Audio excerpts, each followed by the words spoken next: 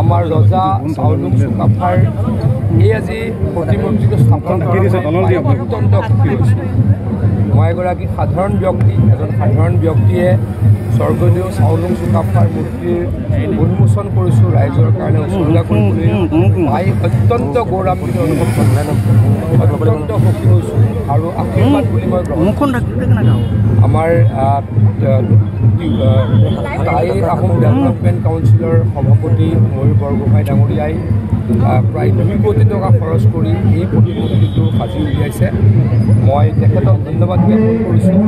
আমাৰ কাউন্সিলৰ প্ৰত্যেকজন সদস্যক ধন্যবাদ জ্ঞাপন কৰিছোঁ। মই আকৌ কৈছোঁ, মহান ৰজা চাউলুং চুকাফাৰ আমি সন্মান সকলোৱে বৃদ্ধি কৰিবলৈ প্ৰয়াস কৰিব লাগিব।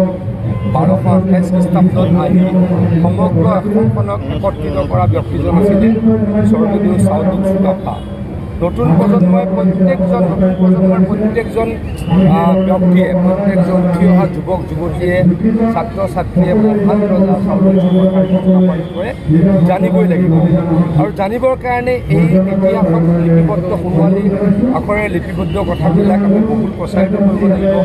এনেকৈ প্ৰতিমূৰ্তি স্থাপন কৰি মহান ৰজাগৰাকীক শ্ৰদ্ধা জনোৱাৰ লগে লগে নতুনকৈ উঠি অহা প্ৰজন্মৰ লগত চিনাকি কৰাব লাগিব।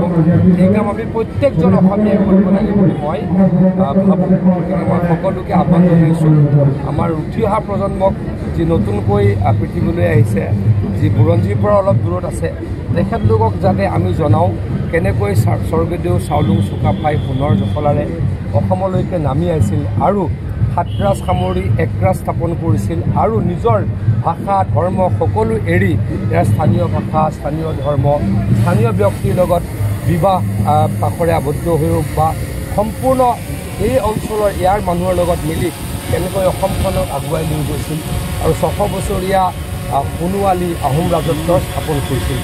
এই কথাবিলাক আমি উঠি অহা প্ৰজন্মক বুজাব লাগিব, জনাব লাগিব। আৰু এইকাৰণে এনেকৈ প্ৰতিমূৰ্তি আমাৰ অত্যন্ত গুৰুত্বপূৰ্ণ। পুনৰ মই ধন্যবাদ জ্ঞাপন কৰিছোঁ। এনেদৰে সুন্দৰ প্ৰতিমূৰ্তি আমাৰ এনেকুৱা আৰু কৰক মই বৰগোহাঁই ডাঙৰীয়াক বা আমাৰ কাউন্সিলৰ সকলো